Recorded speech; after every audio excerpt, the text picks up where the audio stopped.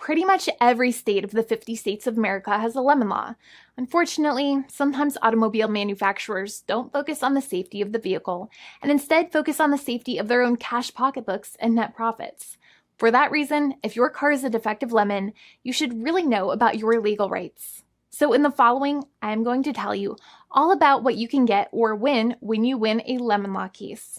Some automobile manufacturers make a lot of money and are rich, and a lot of people hate the dealerships for taking their money and giving them a hunk of junk, the runaround, and a bunch of lies.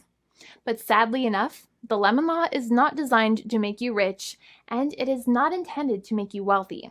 Instead, the law is designed in a way that is supposed to put you in the position that you would have been if the vehicle had not been defective. It is supposed to make you whole. Even if you spent $60,000 or $70,000 on the car to fix up the car and spice it up, you still might not get that money back. It really depends. Even though the dealership might have lied to you, given you the runaround, and then failed to do their part. That's why it is important to give them the lemon drop down. By winning lemon law cases, consumers are really making the road a safer place for all drivers and pedestrians by making automobile manufacturers care more about consumer safety. Now, what you get when you win a lemon law case usually comes down to one of three possible options or remedies. Option 1 is that they might provide you with a replacement vehicle.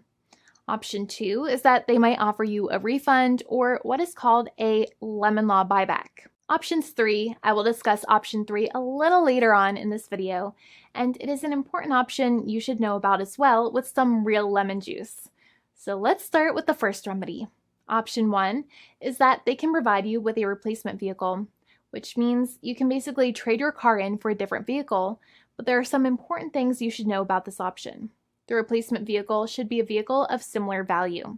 The replacement vehicle should usually also be a vehicle from the same manufacturer with similar MSRP cost. It's crazy that many times, even though you really don't like dealing with that dealership, you might have to get a second car from the same manufacturer, even though they have lied to you and given you the runaround or given you a hard time. But there is another option with this as well, because year after year, the cost of vehicles might go up and the new vehicle might cost more. That price jump can make it difficult to get a car with the same MSRP price. Even though your car was a lemon, you might still have to pay that extra cost for the new and now more expensive vehicle. Thankfully, there is option 2, which allows you to get a refund through a lemon law buyback. But one of the problems with a buyback is that sometimes you might have to have a trade-in vehicle, and you might have still been required to pay more money on that trade-in vehicle. And when you got your new car, the dealership might have rolled over the amount you still were supposed to pay on your previous vehicle into the calculation of your new vehicle. In other words, you might have been upside down on the finances of your new vehicle. So sometimes you need to pay for that difference in order to get out of the car. And a lot of people find it extremely weird that they have to pay money in order to get out of the defective vehicle. But many times that's how it works. Now, in a lemon law buyback, if you get a lemon law buyback, you usually get back what you paid. You may have bought the vehicle in a one lump sum all at once, or you more than likely had a finance or lease plan. What you usually get back is the money that you actually paid. Your hard-earned money that actually left your pocket and went straight into the pockets of the manufacturers. So think about it for a second and try to calculate about how much you paid. Think about the down payment and also add up all of the monthly payments that you have made for your car so far. It can add up to a lot of hard-earned money. In some cases, it can add up to $30,000 or more, but every case is different. Even though they accept that their vehicle is a lemon, many times the manufacturers still try to pinch pennies and also nickel and dime their customers. So they deduct certain fees during the negotiations, such as an offset for mileage for the portion of time that your vehicle did not have problems. Sometimes it is legal for manufacturers to deduct such things from the settlement you end up getting, but many times they may be doing so incorrectly or it might be taking away too much of your personal money.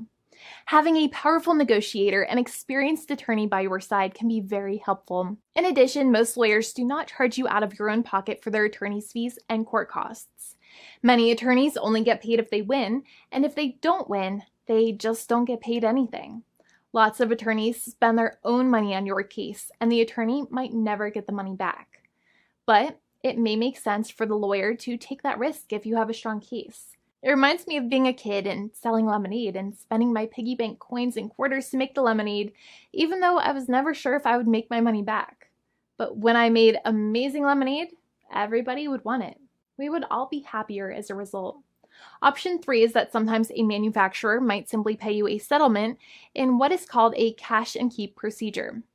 That's when you keep the car, but you get paid some compensation for all of the headaches and defects the vehicle caused. Even if you don't have a clear lemon law case, the manufacturer might still make a good faith offer to settle the matter and get it off of their heads.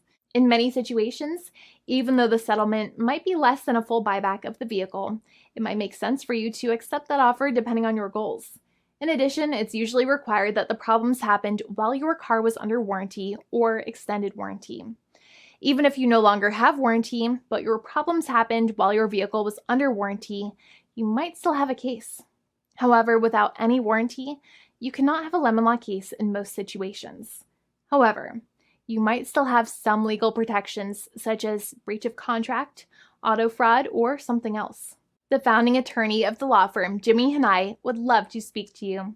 The consultation is completely free, and the team of lawyers can speak to you and review any documents you have for the vehicle, such as your vehicle purchase agreement and repair invoices. Call now for a completely complimentary and fully free consultation with an experienced lawyer. It's free to call 1-800-400-5050 day or night, 7 days a week, or visit us at www.californialaw.com. Lawyers are waiting to speak to you and encourage you to call. This video is not legal advice. I am not an attorney. I'm a paid spokesperson. Attorney Jimmy Hanai is a lawyer in the state of California and handles California lemon law cases. There are no guarantees. This legal advertisement is by lawyer Jimmy Hanai of CaliforniaLaw.com.